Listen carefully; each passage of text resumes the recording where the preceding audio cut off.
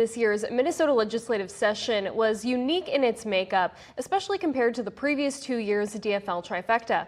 But how did this new makeup look practically? That's what the 2025 State of Bipartisanship report looked at, which is what ABC 6 News reporter Chandler Jackson is here to tell us about. And so, Chandler, what did this year's legislature look like in terms of bipartisanship? Well, Rachel, if 2023 and 24 were the years of the trifecta, this year was the year of the ties. And ties, by their nature, demand bipartisanship, even if the rest of the political world incentivizes anything but.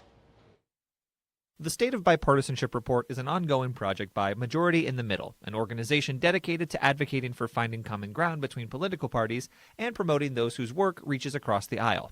Unsurprisingly, there was a lot more of that this year than in previous years, thanks to the ties in both the Minnesota House and Senate. That set up a situation where there was sort of an institutional reason to be bipartisan, because you need to be bipartisan to get your bill over the finish line and get that enacted. The easiest reflection of that is in the authorship of bills in both the House and Senate. When you take out the bills that were sole authored, the ones that it's just one person on a bill, if you take those out of the analysis, 70 legislators had more than 50% of their bills being bipartisan. That's a huge stat. But it's not the only method of bipartisanship this group is working on.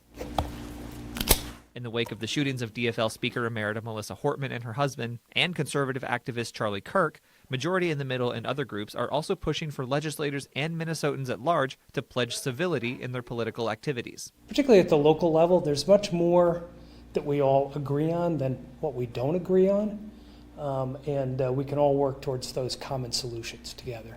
I understand that people get upset about stuff. I mean, this is a scary time. I don't blame people for being upset and being vocal. I think that's, in this moment, perhaps healthy. But there's a fine line, and I think where I would draw that distinction is not tarring whole groups of people. This pledge has already seen support and participation from both sides of the aisle, including Secretary of State and DFLer Steve Simon, as well as multiple DFL and Republican legislators. Rachel? Oh, that's great to hear, Chandler. But is this pledge just for those who work in our politics? Absolutely not. In fact, the Majority in the Middle encourages anyone who believes strongly in finding common ground to not only sign this pledge, but advocate for it to everyone you know, as well as your local legislators. You can find details on how you can sign it on our website at KAAL-TV.com. Live in the newsroom, Chandler Jackson, ABC 6 News.